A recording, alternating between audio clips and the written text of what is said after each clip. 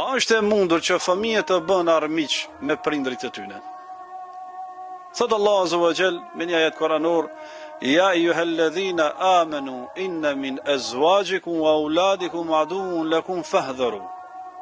Thotë ju që keni besuar, vërtet prej bashkëshortëve dhe fëmijëve tuaj ka të tillë që janë armiq për ju, prandaj ruajeni prej tyre. Kjo është fjalë e Allahut Azza wa Jall. Po si është puna e kësaj?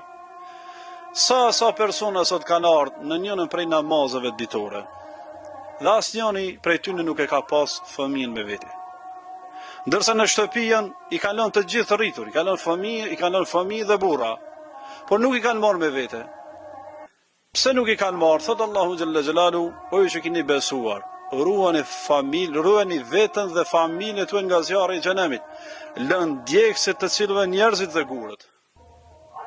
Mëshira ndaj fëmijëve nuk është që ne të bindemi atyre, por mëshira ndaj fëmijëve është që t'i bëjmë ata që t'i binden urdhave të Zotit.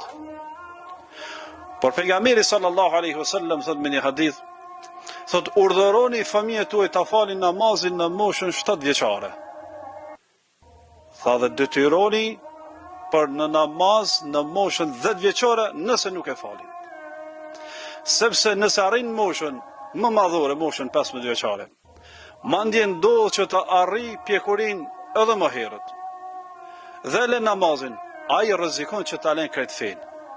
Prandaj, ndëshkim nuk është ndëshkim urrëtie, por ndëshkim prej dëmshurisë dhe mëshirës. Pra, nëse i ndëshkojmë që t'i binden urdhave të Zotit, kjo nuk do të thotë që është urrëtie, por është ndëshkim për me u kthye rregullave të Allahut Azza wa Jall. Prandaj, nëse ne nuk jemi të vendosur dhe të rrep në kohën e duhur, atëherë do të pendohemi kur të jetë tepër vonë.